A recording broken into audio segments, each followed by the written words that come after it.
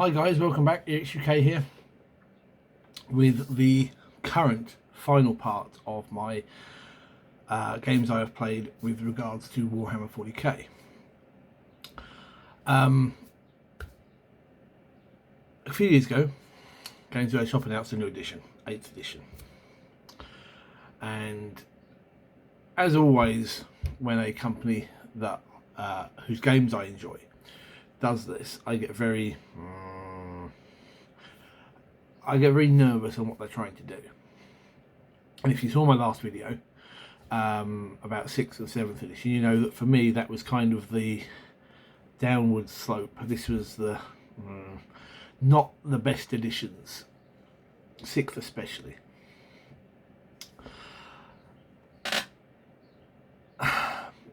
8th actually with a huge breath of fresh air. 8th edition to me redefined Warhammer 40k, and in a way even redefined what I think of Games Workshop. So essentially, mechanically, the game hasn't changed. What they've done is they've simplified it with 8th edition. They've made it easier to get into, I think, because the rules are not so awkward and complex. It has its moments.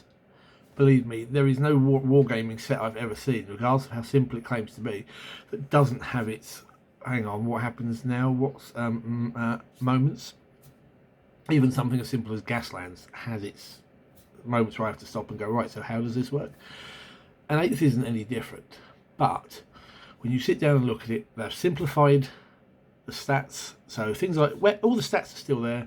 Weapon skill, ballistic skill, instead of going, right, this is the number and bar, it's now, if you've got a ballistic skill of 3+, then you hit on a 3+ on a d6. If your weapon skill is this, you know, it's basically the same thing. You have 4+ weapon skill, you hit on a 4+. Boom. They tidied the wound thing, the wound table. So you no longer have to sort of like go, right, this is my strength, this is their toughness, this is what I need in the middle. Now you just go, is my strength equal, higher, lower, twice as high or twice as low, and it's this. Bish bash bosh, simples.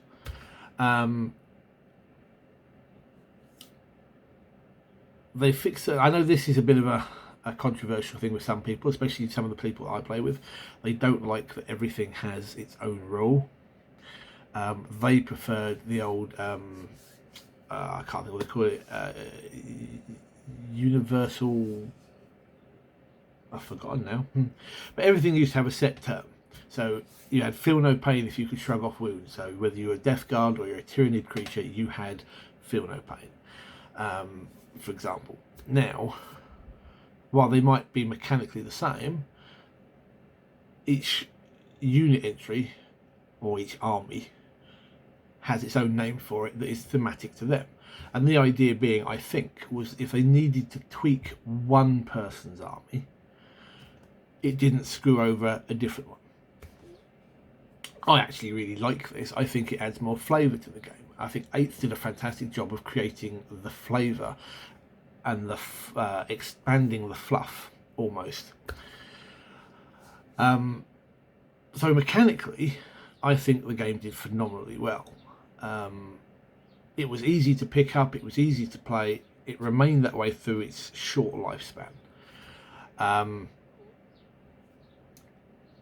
lot of people I know and across the internet always complained after 8th that the strategy and tactics of the game had been lost.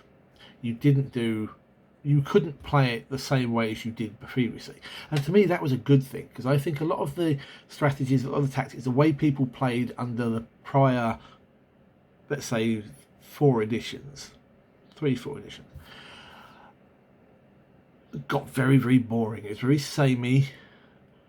It was often quite overpowered at times because people played certain lists and they played in a certain fashion, and if you were not somebody who was up to their level in playing skill or list building or what have you, you would get munched. and quite often it would get very boring very, very quickly. You'd get fed up with the game and just want it to be over, which isn't how a game should be. To me, 8th changed that. The missions were more interesting. They fixed a lot of the missions. You still had to go forwards, which for me, I still get stuck in the mindset that Marines were a gunline army. That's what they were designed to play. But with 8th, you could go forwards. You had a little bit more, how can I put it? The missions were more balanced. So it didn't matter whether you were trying to be a big gribbly tyrannid list with monsters and giant beasties, or whether you were trying to play a fast-moving Eldari force on jet bikes or what have you. The missions worked for your army anyway. You still had to try and play to the mission to win. Tabling your opponent was not necessarily going to win you the game. They also added this really cool thing I like, which was called war zones, which basically gave you specific rules for playing in a certain environment. So I think the ones that there was 3 in the rule book, I think, if I remember. The one was a night fight one, where basically you could use command points, which I haven't touched yet, to highlight an enemy unit and be able to shoot it without penalty. But the further away you were from the enemy, you got penalties to hit because you couldn't see it very well. There was a Psychic Storm one, I think, and I can't remember the other one. But over the books that came out, they expanded on this, and there's quite a few. And if you picked up the Vigilus, the 2 books for the Vigilus campaign, which are 2 of my absolute favourite 40k books ever released, you got a load more, and a load of really cool narrative missions. And I know, again, people I know really hate these, but narrative missions are awesome. They make a much more flavourful game than just lining up either side of a table and going forwards. Sure, they're awkward. One person starts in the middle, and the opponent starts all the way around them with I can't think of the thing there, but if a unit died, it just came on. It was all about the defender, the person in the middle, surviving as long as they could, doing their, testing your army's ability to survive and testing your skills as a general and as a player. And all right, you don't want to play these sort of things all the time, but they were great missions. They were fun, and it just seems that people just want standard based, Anyway, command points, as I mentioned, were a new addition, which was really good. So you got a number of points, and these could be spent on having a reroll, stratagems, which were a new thing. They took a lot of ideas from the various books, and they made them stratagems. So basically, if you had a chapter master for Space Marines, you could once per game call down an orbital strike, but it cost you this many command points. And command points for some armies were very hard to get back. Certain other ones could do it far too easily. So they needed to fix that, admittedly. And this sort of made the game really cool. Some people complain it became a card game. I disagree. It's not a card game. It's still a war game. It's still a skirmish game. But it was giving you options. It was giving you things to make things more flavourful and bring you into the immersion of the universe of the game. I think some people just seem to forget that. Speaking of the fluff, they did a phenomenal job in expand. I'm waving my hands everywhere. This is how passionate I am about the 8th and 9th edition game systems. They expanded the fluff. They moved the timeline on 120 years, which is what we've been asking for a long time, to move things along. Cadia fell, finally. Kind of needed to, really. We got the introduction of Primaris Marines, which some people really hate, and I don't understand why. They fit the fluff perfectly well. They're a nice addition. It doesn't invalidate your armies. Part of it, obviously, I think, is, and with some of the changes that they introduced with 8, like renaming Eldar to Eldari, Dark Eldar to Drukhari, and so on, was probably because of copyright issues, like what they do with Age of Sigmar after the Chapter House Studios situation, whenever it was, about 10-12 years ago. And they brought back some of the Primarchs. We've got Rabute Guilliman for the Loyalists, and we've got Mortarion and Magnus for Traitor Legions. We need more. Games Workshop, if you're listening, bring back more Primarchs. And they've moved it on, and a lot of people really didn't like it, because it's like, oh, well, now you've got a Primarch back. Suddenly it's not so grimdark, it's not mankind's falling. Actually, yes, it is. Imperium isn't gonna suddenly pick up and survive just because Guilliman comes back. It's had its time, it's dying. But with the rule system that we've got, and where the story is progressing slowly, as I described it to a few people online, you're not just playing random battles in a hive city or in the void of space or whatever. You are now playing the major engagements of the current age. These are the battles that are going to define the universe for centuries to come. This is a time when your gods, monsters, demigods, whatever, are striding across the battlefield. It's not Hero Hammer like 2nd edition was. They are strong, they are powerful, but they're not overly powerful. And this, to me, really draws me into the game a lot more than 40k ever has in any of its prior editions. I get really enthusiastic about playing a game now, even if I'm losing. I can see that this is a major event. This is the system really works to draw you in a lot more. Now, as I say, it had its issues. Terrain was one of them. The terrain rules, as it was, I can't remember who put it to me or where I saw it or whatever, but it was said to me that basically it was what was known as the 7-year-old rule, which basically meant if you couldn't explain one of the rules to a 7-year-old without them going, what? It didn't go in the rules, and they couldn't work out how to do the terrain properly, so they just made it what it was. I could have done better, but there you go. That was the biggest flaw. Certain armies didn't get enough command points, especially when others could recoup them. But to me, one other thing was they'd introduced these index books. So your old codex went bye-bye almost straight away, but they released, at the time of 8th coming out, a set of books called indexes, which covered your armies, and they gave you the basic version of your army, and they were all perfectly balanced. They were lovely. This was a great time.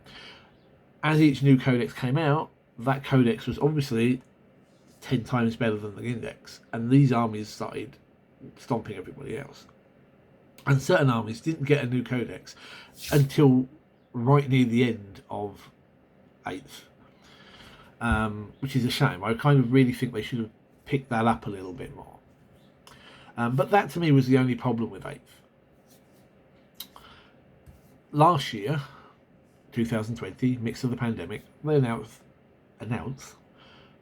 9th edition. And I was very much, really? Why? Because I had seen it when 8th first came out. I had seen it, I'm sure, on the Warhammer community Facebook page. They had said, and I could be wrong, so fair enough, but I am 99.999 recurring, that they said that there would not be a 9th edition. It would be a living game system, which meant that you would have a rule book. You would get new codices as time come out. New units would get the rules for them in their box, so you had to buy the units to get the rules, and everything would be updated with the chapter approved books every year. And obviously that didn't happen. Whether it was a plan that didn't kind of work out, I don't know. Whether there's a tiny percent chance that I misremembered or dreamt it, whatever, fine. Then that's 9th edition, and in the previews I was like, you what now? I won't say huge changes, but enough changes that made me give a knee-jerk reaction, and several of them, to be fair. I was not happy with some of what they announced. When I got my hands on the rules, I think that was probably the intent, because they hadn't given you the full gubbins. And 9th edition has been a huge improvement on 8th. Huge. They changed around the command point system so that everybody gets the same. And you get so many now, and you get them back at the beginning of each turn, that you start using stratagems you never would have touched under 8th, because you wouldn't have wasted the command points. So now you keep getting these command points, it's worth you doing it. The system got tweaked slightly. I don't think anything doesn't work. I think this is 9th edition gave us a very positive step forwards. They updated the terrain rules, although I still think they could be better. They're still a little bit confusing, but they're a lot better.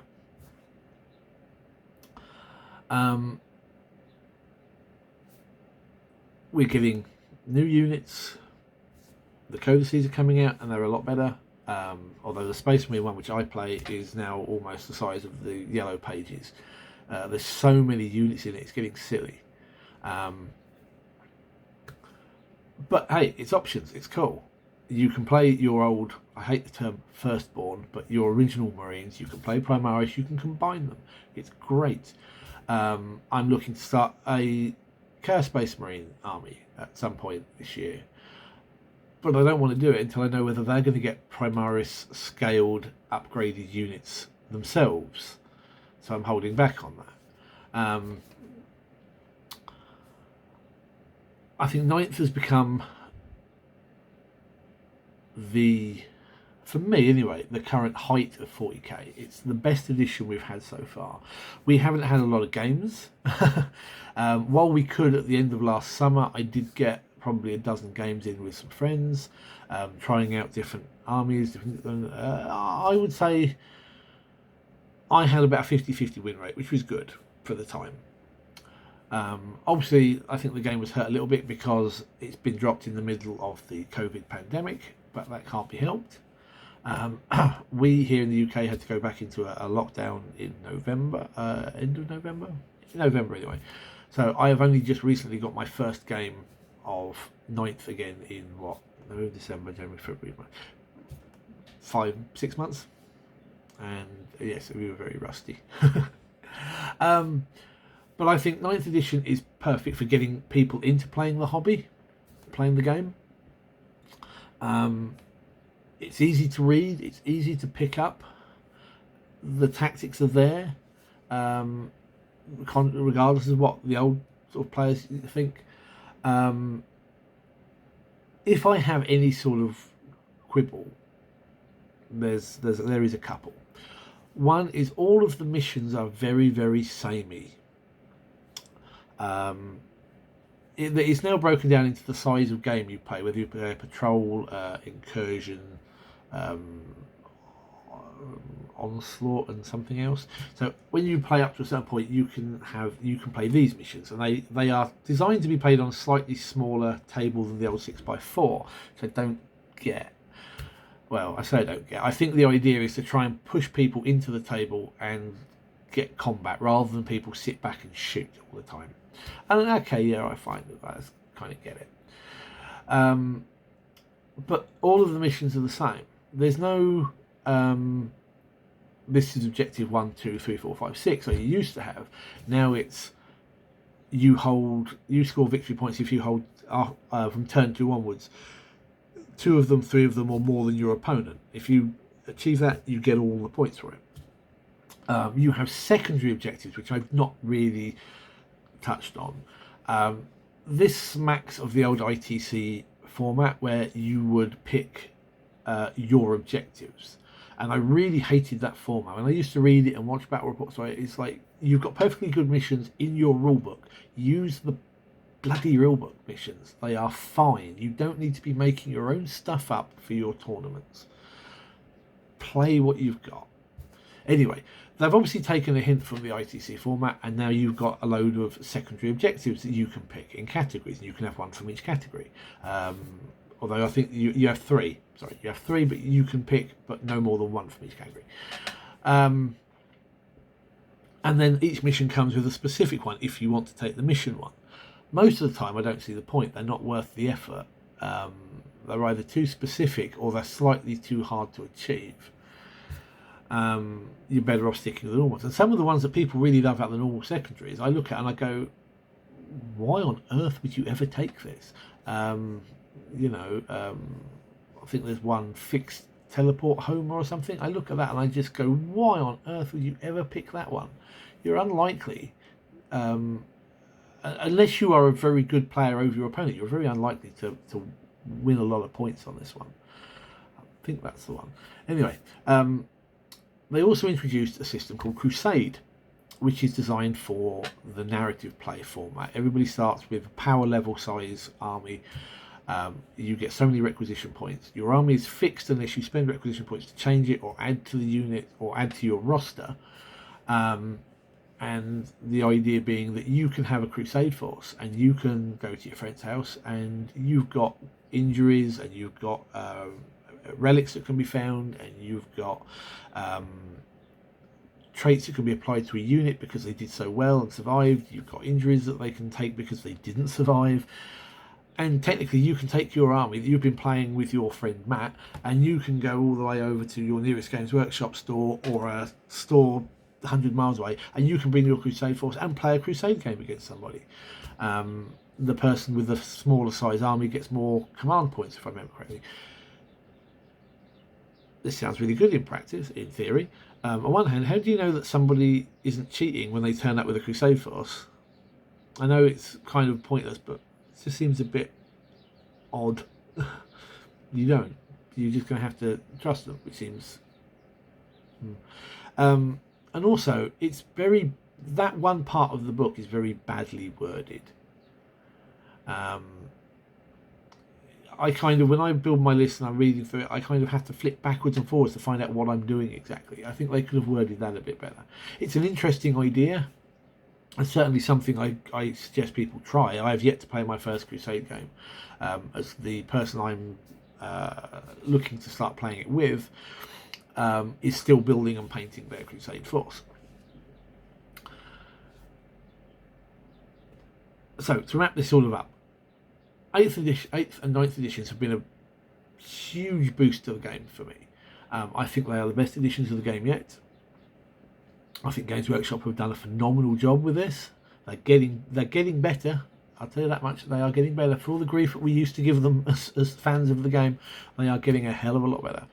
And the rules are getting better. Now, I just hope, because 8th edition was, I think, around for 3 years, I hope they leave 9th edition alone and let it run for several years yet. Let's actually have a chance to play this edition properly.